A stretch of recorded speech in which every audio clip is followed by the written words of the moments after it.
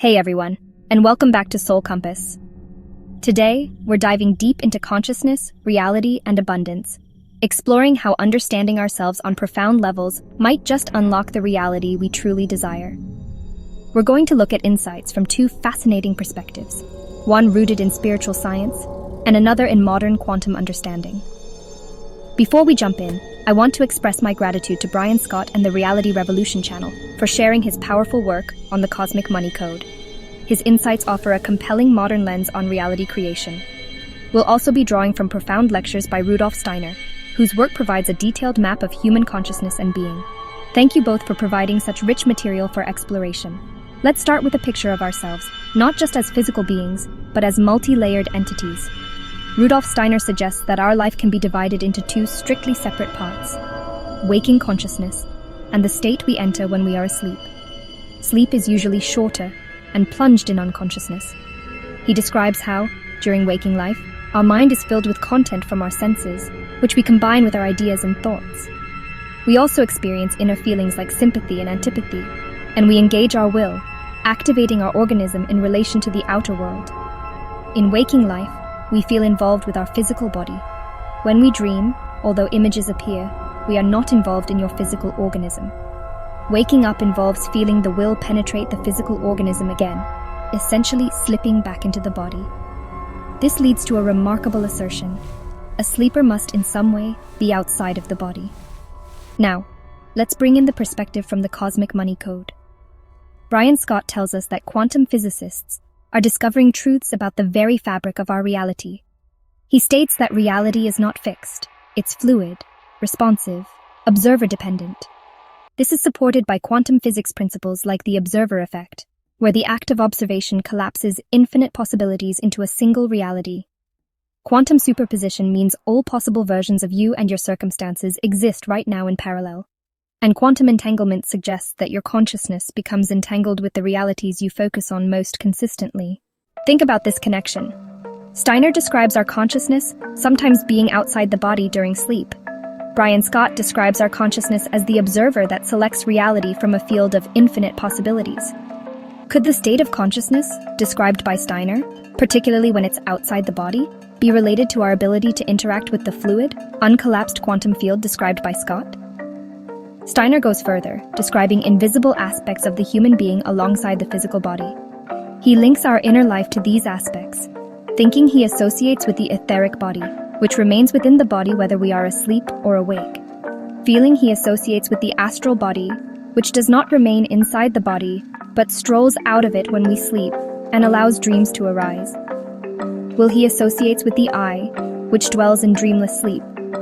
In ordinary waking consciousness, our mind is unaware of how thought becomes will and moves our body. As far as ordinary waking consciousness is concerned, we never truly awaken to the will. It occurs in a sleeping condition. The I is described as asleep in ordinary life. Now let's look at how this maps onto Brian Scott's principles for creating reality. He talks about timeline resonance, the quantum mechanism where your vibrational signature selects the reality stream. This signature is not just thoughts, but operates at a deeper level of identity and being. He states that the wealthy version of you requires less effort because money comes through inspiration, alignment, and being, rather than struggle and doing. Consider Steiner's description of feeling being like a waking dream. He says feelings are vague and indeterminate like dreams. Feelings are also an inner experience that points us inward, whereas thinking and picturing point us outward. The astral body, linked to feeling, leaves the physical body in sleep. Is this inner realm of feeling and the movement of the astral body in sleep connected to our vibrational signature and timeline resonance described by Scott? Scott's approach to shifting resonance is not about forced positivity, but vibrating differently, changing the energetic fingerprint. Next, Scott introduces quantum commanding, the ability to issue direct instructions to the quantum field from the knowledge that you are that field localized in human form. This involves using precise linguistic sequences like, I am the wealth that flows through all realities. My timeline is abundance itself. This is not what I desire. This is what I am. This isn't asking. It's knowing and commanding from a place of identity. Compare this to Steiner's concept of the I. Steiner says the I is linked to the will and is asleep in ordinary waking life. He suggests the I can be comprehended or awakened through intuition. Intuition involves entirely entering into another person's living reality, feeling yourself as them. By contrast, ordinary thinking is intimately connected with the physical body and nerves. Could the awakening of the I be the same process as stepping into the identity that can issue quantum commands? When we move beyond the ordinary sleeping state of will and access the I through intuition, are we tapping into that deeper knowing? The I am commands are essentially statements of being, claiming identity, directly resonating with Steiner's concept of accessing the I as a core aspect of self that is beyond ordinary thought and feeling. Both perspectives offer pathways for developing these abilities. Steiner speaks of enhancing human powers of perception to develop imagination, inspiration, and intuition. Imagination helps comprehend the etheric body, inspiration helps comprehend the astral body, and intuition helps comprehend the I. Brian Scott provides practical steps like focused observation to collapse possibilities, actively seeking evidence of shifts, maintaining timeline fidelity even when external reality lags, and consistently using the I am commands. Drawing on my understanding, these two seemingly disparate frameworks offer complementary views. Steiner provides a map of the inner being and states of consciousness, while Scott provides a map of the external reality. Perhaps developing the inner faculties described by Steiner is the mechanism for strengthening our ability to be the conscious observer, refine our energetic resonance, and step into the awakened I that can effectively issue quantum commands. Developing intuition, which awakens the I, could empower the I am commands, allowing us to command reality from a place of deep knowing and awakened will, rather than mere desire or surface-level thought. Ultimately, both perspectives point to a powerful truth. Our consciousness, our inner state, our very being and identity is not merely a passive recipient of reality, but an active participant in its creation.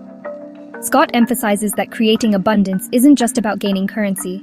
It's about expanding consciousness, expressing divinity, and participating in the cosmic dance of creation. Wealth without meaning is empty. It's about the legacy and purpose.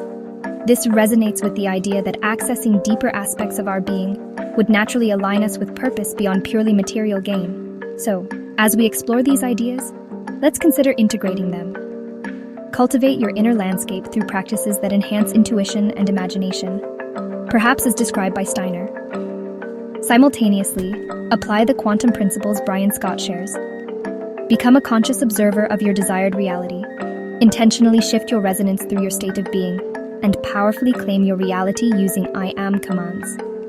This journey isn't about becoming someone new, but remembering and activating the powerful, abundant being you already are in higher states of consciousness and other timelines. Once again, thank you to Brian Scott for his illuminating work on the cosmic money code and the reality revolution. And thank you to the profound insights shared by Rudolf Steiner. What are your thoughts? How do these perspectives connect for you? Share your insights and experiences in the comments below. And if you found this valuable, please give it a thumbs up and subscribe to Soul Compass for more explorations into consciousness, reality, and navigating your inner and outer world. See you next time.